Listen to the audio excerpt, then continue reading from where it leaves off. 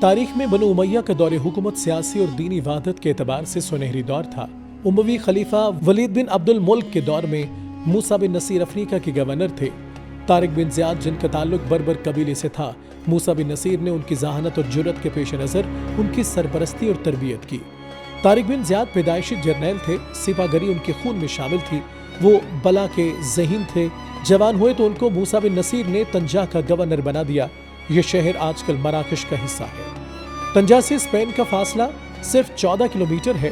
طارق بن زیاد نے موسیٰ بن نصیر کے حکم سے 711 میں اسپین کے مظلوموں کی داد رسی کرتے ہوئے حملہ کیا اور اسپین کے تمام چھوٹے بڑے شہر فتح کر لیے۔ خلافت بنو امیہ نے خلافت راشدہ کی فتوحات کو آگے بڑھایا اور مشرق و مغرب میں دور دور تک پھیلایا، جو مشرق میں چین اور مغرب میں بحر ظلمات تک تھیں۔ بنو امیہ کے دور میں ہی سمندروں کے دور دراز جزیروں، بر اعظم افریقہ کے ریگستانوں اور ہندوستان کے میدانوں تک اسلام کی دعوت پہنچی۔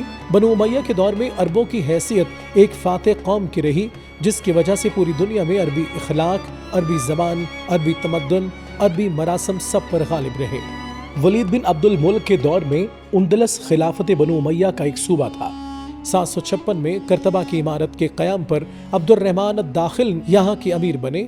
اس طرح خلافت کے 2 مرکز وجود میں آئے، ایک بغداد اور دوسرا اندلس۔ 929 میں عبد الرحمن الناصر جب خلیفہ بنے تو ان کے دور میں سائنسی و دینی علوم کی وسیع پیمانے پر ترقی ہوئی۔ عبد الرحمن الناصر کی خلافت سے پہلے اندلس کی خلافت کے ابتدائی 200 سالہ دور میں مختلف حکمرانوں نے اپنے اپنے زمانے میں علمی و فکری مجالس منعقد کی۔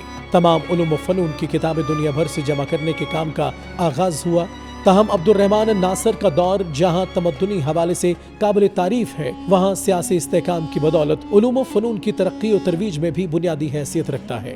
اسی دور میں مسلمانوں نے علوم عقلیہ پر تجربات کیے اور اندلس کے سائنسدانوں نے سائنسی طریقہ کار کو فروغ دے کر علم حیات، علم ریاضی، علم کیمیا، علم طب، علم نجوم، علم نباتات اور علم جغرافیہ اور دیگر بے شمار صنعتی علوم و فنون کو اندلس کی روزمرہ زندگی کا حصہ بنایا۔